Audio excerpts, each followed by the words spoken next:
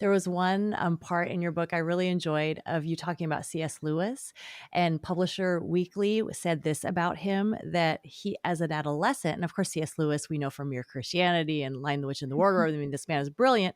And they were saying that he loved to take 10, 15, and 20-mile rapid tromps around the countryside, but especially over rugged hills and mountains. He loved to ride a bicycle all over Oxfordshire. He loved to swim in cold streams and ponds. He loved to row a boat, so he loved being Yeah. outdoors. And in Publishers Weekly, they were just asking, could it be that as he was walking all these paths, biking all these paths, swimming in all these places, that he would learn how to ask questions that brought him straight to God, right? And so you're Yeah. giving your children this atmosphere. Today's child is not in that atmosphere, Mhm. right? So you and I have talked about this a lot, that today's child is not tromping through the woods. They are tromping through social media or Yeah. through YouTube or, through that. So talk to us about your perspective of kind of just those two worlds and how different they might be if you're a child growing up. Yeah, absolutely. In my new book, how I talk about it, I give the analogy of invasive plants and native plants. So, a native plant belongs on the landscape. It's healthy. It's good for the ecosystem. It contributes. It's supposed to be there. An invasive plant has encroached upon the landscape, and it chokes the landscape of life.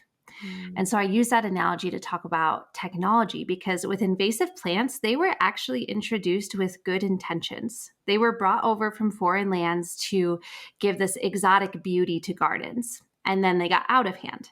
And the same, I think, is true of technology. There are a lot of good things about it. There were good intentions when it came in, but none of us really knew where it was going to go. Some people, of course, could probably foresee it, but this generation of parents, we're the first parents raising kids in this landscape. And it's kind of scary what we're seeing. And just the ways that it is devastating families, devastating mental health. And it's just like those invasive plants that when it came in, it got out of hand. And now it's really hard to rein back in. But I truly believe that, like I said earlier, God honors our efforts. He wants our kids to thrive. He wants our families to thrive. And I mean, my kids are 11, 9, 7, and 5. We are definitely right in that technology battle. And so a lot of what we're trying to do is be super intentional about how we address technology in our home. For one, we are praying and trying to raise them to be creators, not consumers. Yeah. And a really cool thing is that when we get them outside, that is fueled. So one example is last year we got our kids into 3D printing at the library. So they went and took this class and became certified. And then the technician showed them how to choose a model for their design, what they wanted to print. So my kids are on this search engine and they can choose anything they want to make from the 3D printer. Like the opportunities are endless. And my Right. oldest son types in bird.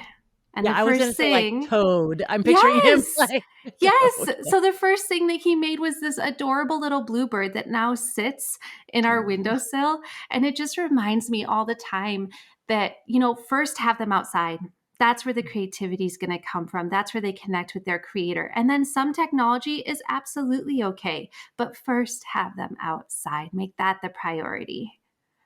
So, so good. I really like that analogy with the invasive plants and the native plants. I am going to quote you on that. That is really good. Because one of the invasive plants is, right, you're raising your kids. You want them to know God loves them.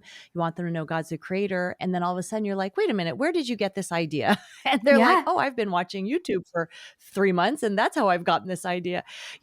One of the ideas that they will get if they're on Yeah. technology any length of time is, oh, you know what? Your truth is true for you, and my truth is true for me.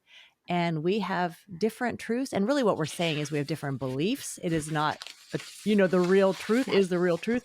But how does nature kind of help a child learn that there are absolute truths out there? Yeah, so I talk about that. I have a whole chapter about that in the book because I think it's so powerful in today's Yeah. society because our kids are growing up in this postmodern world where exactly that it's all relative. And you get to define this how you want to define it, and I'll define it how I want to define it. But that doesn't work. And when we get outside in nature, we see that science and nature say that that doesn't work, that there are definitive lines, and we don't get to define nature. So one day we were up at Rocky Mountain National Park, which is about an hour from our home. So we frequent that park.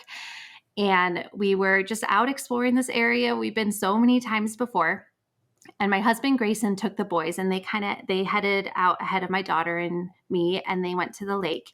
My daughter and I were playing for a little while by the river, and then we went to rejoin the boys. So we came upon this crazy scene. We walk up to the lake, and my husband has the boys backed up against this tree.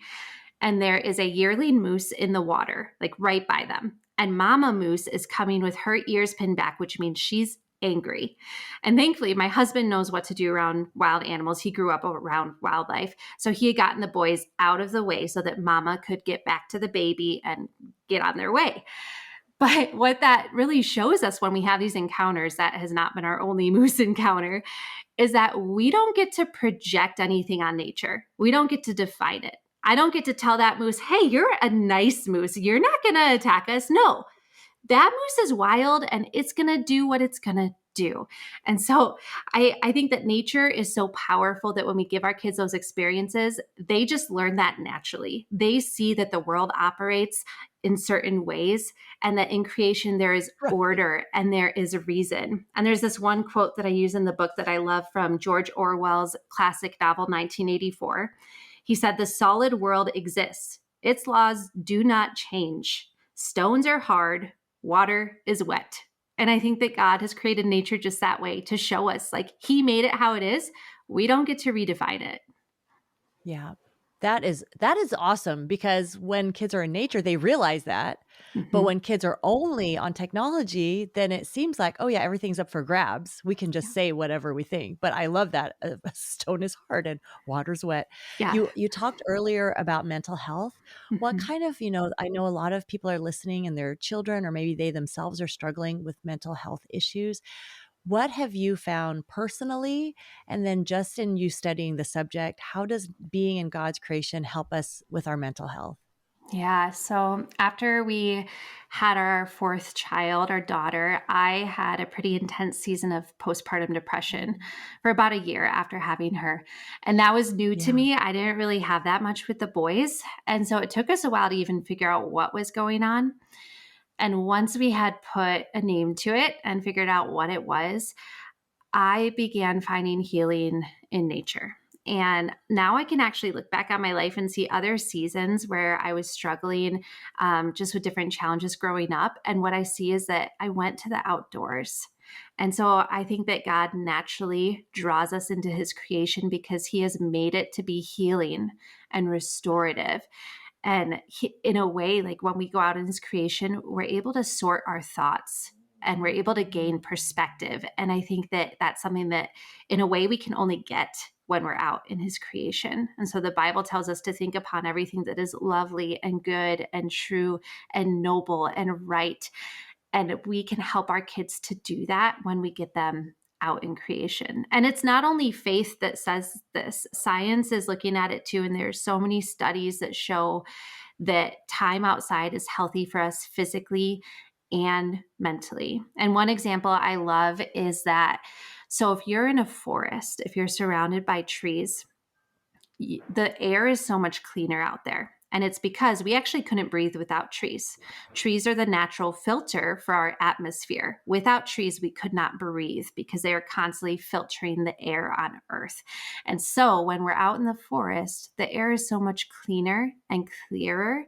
And all of these studies point to, like, think about when you take a deep breath and you just do that a few times and you're able to think clearer because there's more oxygen going into our bodies. And that is all the design of our creator.